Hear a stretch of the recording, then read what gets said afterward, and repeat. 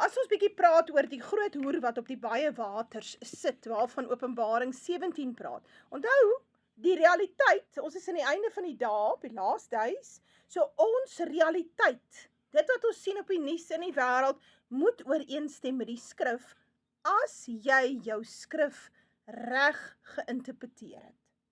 En daar is baie verskeie verkeerde interpretasies. Die een is die Scofield Bible interpretasie, waarvan die meeste van hierdie baalpriesters in ons land, hierdie klomp kerke, klomp valse herders vir jou wil verduidelik, dat die Jode is die uitverkore volk, wel the chosen ones, en Israel is nou herstel.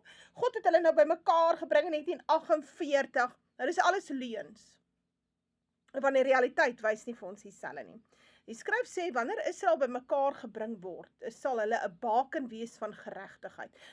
Wie is die geregtigheid? Dis Jesus Christus. So, die Jode voldoen nie aan die vereistes nie. En elke predikant en pastoor en herder en priester wat dit vir jou verkondig, is besig om te werk vir die Satan. Hy lieg openlik vir jou. Reg, en hy sal die straf daarvoor dra. Nou, die groot hoer wat op die baie water sit, sê die Bybel, met wie die konings van die aarde gehoreer het en die bewoners van die aarde het dronk geword van die wyn van haar hoerery. En dan gaan hy hier by die laaste versie, en hy sê, en die vrou wat jy gesien het, dis nou die hoer, is die groot stad wat heerskappy voer oor die konings van die aarde. En nou moet 'n mens jouself die vraag afvra. Die groot stad wat dan nou heerskappy voer oor die aarde, hierdie Babylon, hierdie hoer, is sy in beheer van die oorloë ook? Ja, dit moet tog wees, so anderste. As sy dan beheer het oor die konings, sy het heerskappy oor die konings van die aarde, dan het sy ook heerskappy oor die oorloë. Sy begin oorloë, sy stop oorloë, sy 'n baie sterk houvas met oorloë. Reg. En dit wat ons in die Midde-Ooste stem ooreen met die Jodestaat. Die Jodestaat het hierdie aanhoudende oorloë met al sy bure en hy het geen goeie rede daarvoor nie. Reg? Terrorisme, hulle is nou die terroriste, dis nie 'n rede nie. Reg? Want die Jode het die grond gesteel. So dis logies dat die ouens nie baie gelukkig is daaroor nie. Maar oor die 70 jaar tydperk het baie van hierdie organisasies soos die Palestine Liberation Organization, Syrië, Libanon, selfs Iran. Daai ouens het gesê, luister, as ons 'n two-state solution kan kry daar waar hierdie Palestynë hulle self op 'n manier kan regeer, sonder dat die IDF hulle permanent tronk toe sleep en hulle verkrag in die tronke en hulle doodmaak en hulle organe steel en hulle retina steel en so aan. Dit kan vir ons werk. Dit kan vir ons werk. Ons kan tevrede wees. Ons wil net graag vrede hê in hierdie area. Dit is gesê, soos verskeie kere gesê, maar die Jode gaan dit nie toelaat nie. Want hulle is op pad na hierdie plan om hulle Messias in te bring. Ek meen, na 2000 jaar het hy nou nog nie opgedaag nie. Die Christene se Messias het opgedaag, maar hulle sin is 'n no-show. So nou wat nou? Wel, nou moet jy van die okkulte en die Satan gebruik maak om jou dinge aan die gang te kry. Naamlik, jy moet op pad wees na 'n derde wêreldoorlog. Want in hierdie derde wêreldoorlog moet jy ontslae raak van die ooste en die weste, sodat jy alleen as superpower oor die wêreld kan regeer en dan kan die wêreld jou aanbid. They can be the Jew worshippers. En dit is baie belangrik. Nou, ons weet die oorloë word daar beplan, want 'n oorlede Lindsey Graham, wat so toevallig so vinnig gesterf het, good riddance, hy het nou die dag die volgende kwyt geraak. The wars of the future are being planned here in Israel, because if you're not one step ahead of the enemy, you suffer. Nou ja, watter oorloë praat ou Lindsey Graham van? Watter oorloë? Wil 'n mens nie vrede hê nie? Nie as jy die Joodse staat is nie. Want dit gaan alles weer eens oor die Greater Israel projek. Dit is die grondhonger Jodestaat. En dit gaan daaroor dat hulle as superpower na vore wil tree na die volgende wêreldoorlog. Wat beteken, jy moet die partye kry om die oorlog te voer. En daarom sien ons dat Zelensky, wat nou 'n ander Jood is, besig is om die Russe daar uit te lok vir oorloë, vir die oorlog in Oekraïne. Hulle het Rusland uitgelok. En toe het hulle nou die Europeërs heeltemal hysteries gemaak. Hulle verduidelik dat Rusland gaan boer oor hulle hardloop. So nou moet hulle ook oorlog maak. Hulle het nie eers die kapasiteit om troepe bymekaar te kry of 'n oorlogsekonomie nie, want die Amerikaners het Nord Stream 1 en 2 opgeblaas. En ja, vir Zelensky. En nou het hulle nie die energie eers om hulle eie ekonomie te dryf nie. Wat staan nou nog? Hulle wil oorlog maak teen Rusland. Maar dis alles deel van hierdie propaganda en hierdie brainwashing wat ons sien. Want die plan is natuurlik om die Russe en die VSA op die ou einde aan mekaar te sit. En dan, wanneer hulle mekaar dan nou wederzijds verwoes en Europa verwoes, wel, wie sal na vore tree? Wel, die Islamiete sal tot na vore tree daar in Europa en in die westerse lande. En die Jode het nie eintlik 'n probleem met die Islamiete nie. Hierdie is nie 'n godsdienstige oorlog nie. Dit in die Midde-Ooste is 'n grondoorlog. 'n Jood mag aanbid in 'n moskee. Hy mag nie aanbid in 'n Christenkerk nie, maar hy mag aanbid in 'n moskee. So 'n mens moet net mooi verstaan hoe is dit.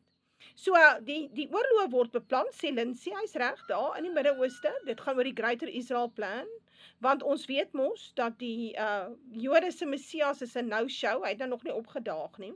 Ons weet die Satan moet kom, die gevalle engele moet kom. En so jy moet eintlik hierdie proses dryf waar jy dan nou Satan en sy gevalle engele op die aarde te kan kry. En dit het baie te doen met hierdie derde wêreldoorlog. Nou ja, maar die Jode erken, hulle kan nie sonder die VSA nie. Hulle kan nie. Hulle moet 'n plan hê. Want op hierdie stadium is hulle besig om te sink, want die publieke opinie het gedraai teen hulle. Selfs ou J.D. Vance het vir hulle gesê, julle is so gehaat op hierdie stadium in die wêreld. En dis nie omdat hulle Jode is wat hulle gehaat is nie. Hulle word gehaat as gevolg van hulle volksmoord en hulle aanvalle op burgerlikes en kinders en hulle uithongering, hulle hongersnoodpolisie teenoor Gaza. Hulle word nie gehaat omdat hulle Jode is nie. Asseblief nie. Dis 'n leuen wat Andries de Tooy en hierdie ander klomp sotte vir jou probeer verduidelik. Antisemitiek. En dis nie antisemitiek nie, dis 'n klomp twak. Dit gaan daaroor dat die Jode het hierdie oorlog wat hulle aanhoudend, hulle wil nie vrede hê nie, hulle is besig met bloedvergieting, die moord op burgerlikes, hulle is die enigste ouens wat dit mag doen. Suid-Afrika mag dit nie doen nie, niemand anders mag dit doen nie, maar die Jode mag burgerlikes vermoor, uithonger, hulle huise bom en dit platstoot. Hulle mag dit doen, want hulle is Jode. Reg. En dit is maar die groot probleem. Maar luister 'n bietjie wat sê hierdie IDF spokesman. Hy was 'n groot kop, hoe hy erken, hulle kan nie sonder die blanke westerse lande nie. So hoe is dit nou moontlik dat die Jode se God toe nou nie na hulle kyk nie? I'm wary of Israeli politicians campaigning, saying we are going to be independent of the US. I humbly think that is a reckless thing to say, because I don't think that Israel can defend itself using Israel-made platforms. We don't make F-35s, we don't make any of the Fs, and for over many years we have been limited from having a totally independent military industry. And if we're honest, the Israeli economy and our ability to produce heavy goods, like the ones that you'd need in military affairs, just isn't there. Nou hoor 'n mens hierdie ou van die IDF, hoe praat hy mooi, toe sê nee, hulle kan eintlik nie by hulle self nie. Die Jode het die Britte in die VSA en die Europeërs, hulle het die geld nodig. Hulle het die handel nodig, hulle het die wapens nodig.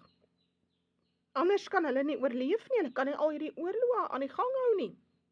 Kan nie die Midde-Ooste bly destabiliseer nie. Sjoe, so wat is jou plan? Jy moet 'n plan hê, want ek weet nie, dit raak nou 'n krisis. Jy het 'n tekort aan mannekrag, onder andere. Wel, weet jy wat doen jy? Jy maak 'n plan. As jy wat ou Netanyahu is, jy gaan vertel daai klomp senators en kongreslede wat almal onder jou mag is, want dit is deel van die Jewish AIPAC lobby, die Jewish lobby in Amerika, wat groot geld gee, daai ouens word almal omgekoop. So die hele Amerikaanse regering is omgekoop. Hier en daar is daar enetjie wat nie omgekoop is nie.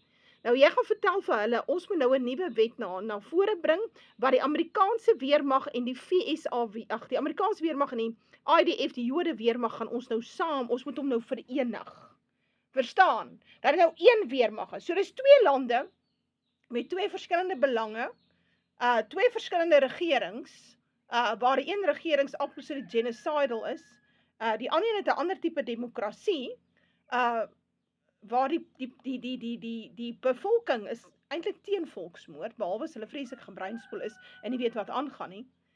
Maar nou wil jy hierdie twee partye wil jy verenig.